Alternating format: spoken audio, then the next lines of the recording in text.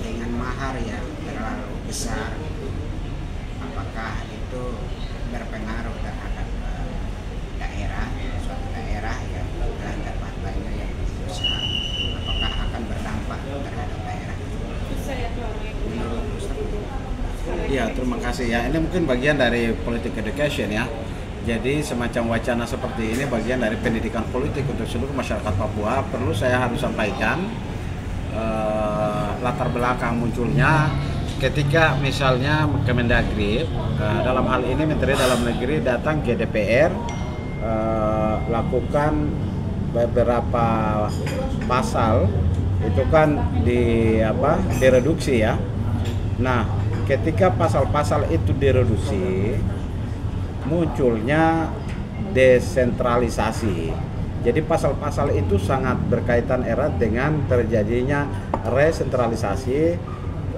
Misalnya partai politik yang tadinya ada partai lokal itu dihapus, lalu kemudian muncul kursi otsus.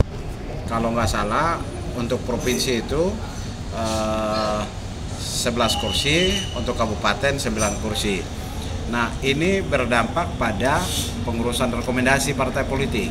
Seorang calon kandidat kepala daerah atau wali kota atau gubernur itu harus berurusan mengumpulkan sejumlah uang besar, datang untuk kemudian nilai satu kursi itu maharnya luar biasa sangat tinggi.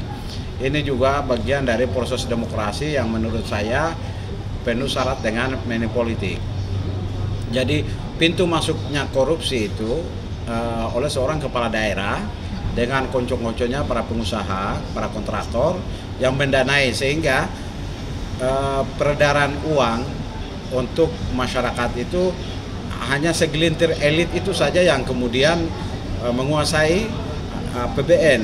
Jadi untuk pembangunan, pemerataan, berkeadilan itu sulit sekali terwujud di Papua, sekalipun kucuran triliunan nilai, ratusan nilai yang sudah dikucurkan oleh pusat ke daerah, itu dana mengendap kembali ke pusat melalui partai politik yang begitu tinggi nilai mahar. Untuk seorang kandidat untuk menjadi bupati itu dia harus belanja minimal mempersiapkan satu rekomendasi partai politik itu bahkan 5 miliar, 1 miliar ke atas semua. Nah, ini yang kemudian perlu ke depan diperbaiki. Apakah proses uji materi di KMK tentang parpol itu kembali harus, partai lokal itu kembali harus dimunculkan, atau pengangkatan ini efektif apa tidak? Tapi dampaknya seperti yang kita lihat ini, akan munculnya otoritarianisme atau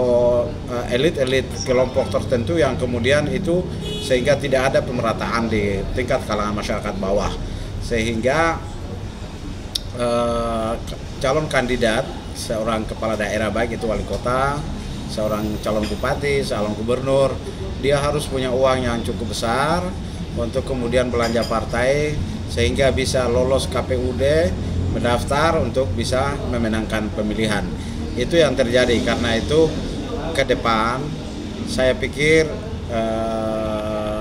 perlu ada upaya-upaya hal-hal yang ini munculnya pintu masuk untuk praktek-praktek otoritarianisme, termasuk penguasaan terhadap aset-aset dan penguasaan semua uang dan lain sebagainya itu tingkat elit. Nah, itu jadi mengendap uang itu tidak merata ke rakyat, tetapi kemudian dia lari lagi ke pusat. Ini perlu ada perbaikan ke depan.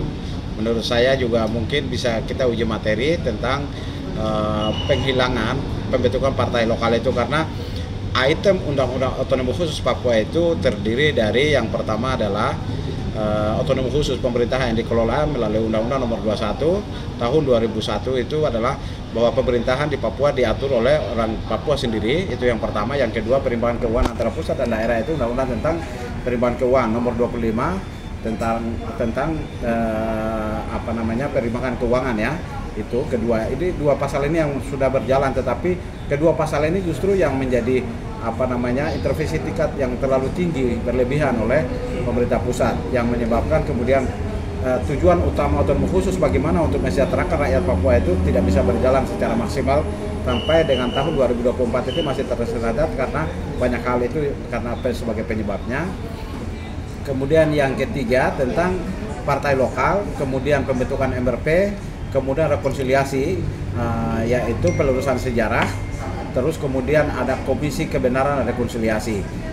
Ini tidak berjalan, jadi KKR tidak berjalan, komisi kebenaran dan rekonsiliasi tidak jalan, pelurusan sejarah juga belum jalan, partai lokal juga tidak jalan, 3 ini. Tapi yang sudah itu MRP, perimbangan keuangan antar pusat dan daerah, hubungan luar negeri juga itu. Nah, ini yang saya pikir perlu item-item otonomi khusus ini kembali harus direvitalisasi kembali ulang sehingga efektif, efisien dan terukur berjalannya pembangunan di Papua. Kalau sekarang ini saya lihat secara kacau balau karena tingkat intervensi yang begitu cukup tinggi oleh pusat. Dalam hal ini beberapa pasal atau beberapa item itu Kemendagri lakukan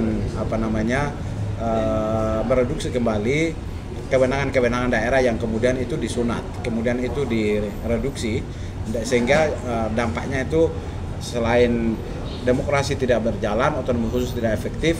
Jadi kalau saya ibaratkan secara singkat itu otonomi khusus itu mereknya, tetapi sebenarnya isinya itu sudah kacau balau. Jadi itu saya pikir menjadi sorotan perhatian kita untuk ke depan diperbaiki. Terima kasih.